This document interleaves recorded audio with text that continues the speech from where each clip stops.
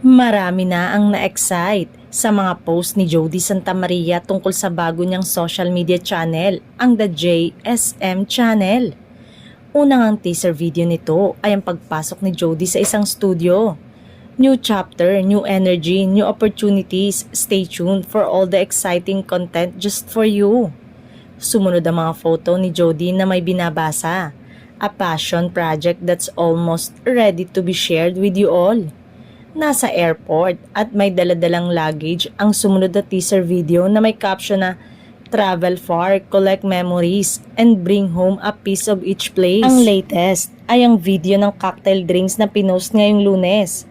Mukhang ang focus ang Asian Academy Creative Award 2022 Best Actress sa paggawa ng content sa kanyang YouTube channel habang pahinga muna sa pag-arte sa showbiz.